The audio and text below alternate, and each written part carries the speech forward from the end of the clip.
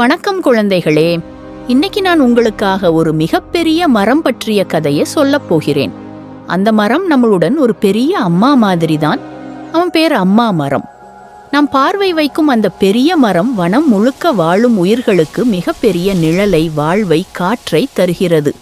அவனுடைய கிளைகள் காற்றில் ஆடும் நடனம் போல, அவன் இலைகள் பசுமையாக பிரகாசிக்கும் அழகான தோரணையாக அமைந்துள்ளது. அம்மா மரம் காலம் கடந்தும் வனத்தின் மையமாக நிற்கிறது.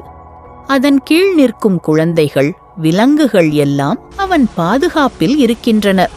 மரத்தின் அடியில் வளர்ந்த குழந்தைகள் எப்படி வாழ்க்கையை கற்றுக்கொள்ளும் என்பதை பற்றி நான் உங்களுக்கு பேசப்போகிறேன். ஒரு நாள் அந்த அம்மா மரத்தின் கீழே குழந்தைகள் ஒன்று கூடினர். அவன் நிழலில் அவர்களுக்கு ஓய்வு, அமைதி கிடைக்கின்றது.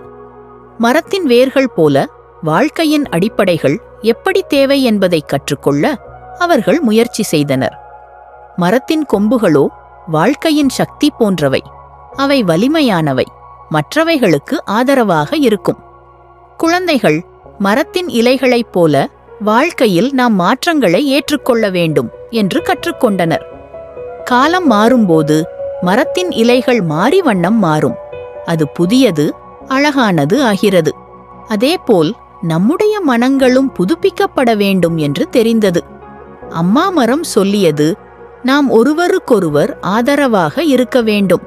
மரத்தின் கிளைகள் ஒன்றுக்கொன்று இணைந்து வலிமை பெறுவது போல நாமும் உறவுகள் வலுப்படுத்த வேண்டும்.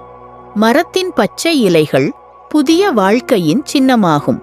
அவை சிறுவர்களுக்கு நம்பிக்கை தரும். குழந்தைகள் அந்த மரத்தை சுற்றி நடந்து அதில் மறைந்த பல உயிர்கள், பூக்கள், சிறிய விலங்குகள் எப்படி வாழ்கின்றன என்பதை அறிந்து கொண்டனர். அம்மா மரம் வெயிலின் சூடும் மழையின் நீரும் வாழ்வை வளர்க்கும் விதமாக இருந்தது. நம்மளும் வாழ்வில் வந்த சிக்கல்கள், சவால்கள் நம்மை வளர்க்கும் என்று அங்கு உணர்ந்தனர். அவன் தந்த நிழலில் சிக்கல்கள் மறைந்தன. அந்த நிழல் வாழ்க்கையின் பாதுகாப்பாக இருந்தது. குழந்தைகள் மரத்தின் உயரத்தை பார்த்து கனவுகள் கட்டியெழுப்பினர். பெரியவர்களை மதித்து வனத்தை பாதுகாப்பது எப்படி என்பதையும் கற்றனர். மரத்தின் கீழ் ஒவ்வொரு நாளும் புதிய பாடங்கள் இருந்தன.